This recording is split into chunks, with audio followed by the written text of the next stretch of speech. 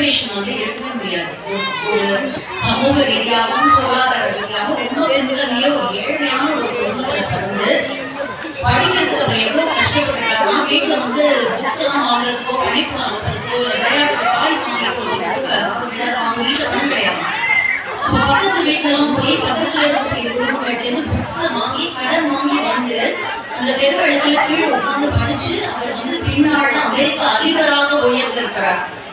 அப்படிப்பட்ட உன்னதமான ஒரு தலைவர் பிறந்த ஒரு ஊரை வந்து நீங்க ஸ்கூலோட பேரா வச்சிருக்கீங்க.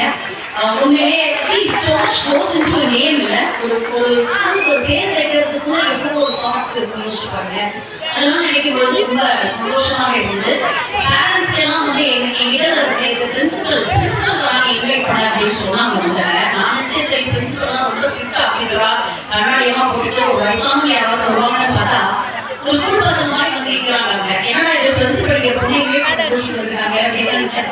ஆனா அவ்வளோ ஃப்ரெண்ட்லியா இருந்தாங்க, அவ்வளோ ஹோம்லியா இருந்தாங்க. நிறைய விஷயங்கள் சொல்லும் பொழுது ரொம்ப ஆச்சரியமா வியப்பாக வந்து இருந்தது. Thank you very much to Sudha madam. நிறைய விஷயங்கள் நீங்க வந்து குழந்தைங்களுக்கு வந்து நீங்க அட்வைஸ் பண்ணுங்க அப்படின்லாம் சொன்னாங்க. ஆனா குழந்தைங்களுக்கு அட்வைஸ் பண்ணா பிடிக்காது அப்படிங்கிறது எனக்கு தெரியும். அதனால ரொம்ப தான் அட்வைஸ் பண்ண மாட்டேன். ஒரு குட்டி ஸ்டோரி மட்டும் சொல்லிட்டு என்னுடைய ஒரே நான் முடிச்சுக்கிறேன். ஸ்டோரி கேட்க நீங்க எல்லாம் தயாரா?